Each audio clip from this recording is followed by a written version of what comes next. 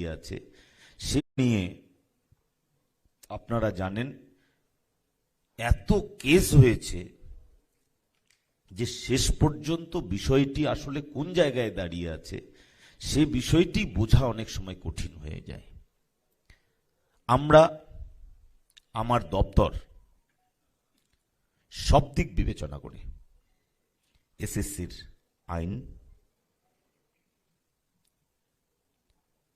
উচ্চ ন্যায়ালয়ের রায়, সরকারের মানবিক দৃষ্টিভঙ্গি সমস্ত দিক দিয়ে বিচার বিবেচনা করে যথাযথ পদক্ষেপ অতি দ্রুত গ্রহণ করা হবে। অতি দ্রুত গ্রহণ করা হবে। আমি এই সম্মেলনের মাঝখান থেকেই সকলকে আমি জানাতে চাই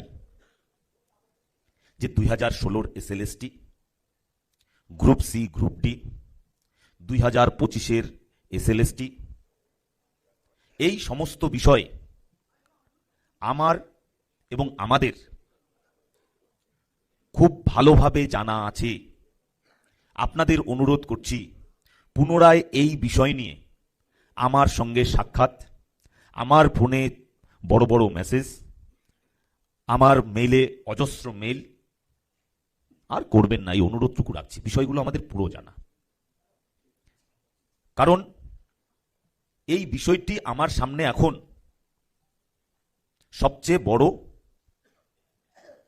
একটি দরজা। এই দরজাটা ভেদ না করলে আমি এর পরের ঘরে আমি যেতে পারছি না, এটাকে আমার ভেদ করতেই হবে। তো সেই কারণে এই দরজা খোলার জন্য আমরা নিরন্তর প্রয়াস করে যাচ্ছি। অনেকেই হয়তো ভাবছেন বিদ্যালয় শিক্ষা দপ্তর নিশ্চুপ হয়ে বসে আছে। আমরা নিশ্চুপ হয়ে বসে নেই। আমাদের দপ্তর সমস্ত দিক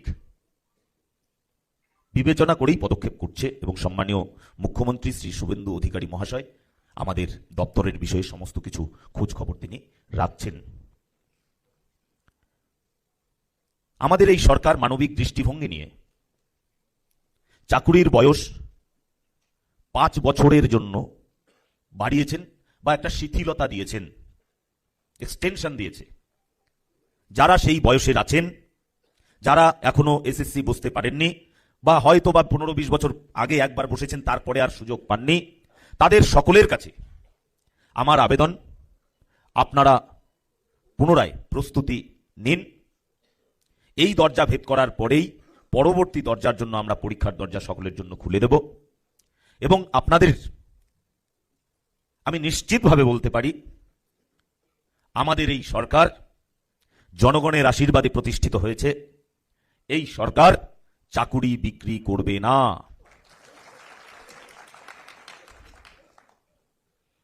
আপনারাও যেমন চাকুরির জন্য আসবেন না, তেমনি আপনারাও সকলকে বলবেন চাকুরি বিক্রি হবে না। Not a single one. এই ব্যাপারটা আমি আপনাদের সামনে নিশ্চিত করে বলছি। তার সঙ্গে সঙ্গে আমি যেহেতু মন্ত্রী, আর একটা জিনিস একবার স্মরণ করিয়ে দেওয়ার লোভ আমি সামলাতে পারলাম না।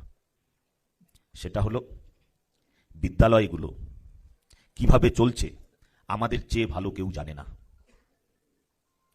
আমরা প্রথম যেটা বলতে পছন্দ করি, শিক্ষকেরা, আমাদের স্কুলে 15টি পদ ফাঁকা, আমাদের স্কুলে ফ্যানগুলো ঘোরে না,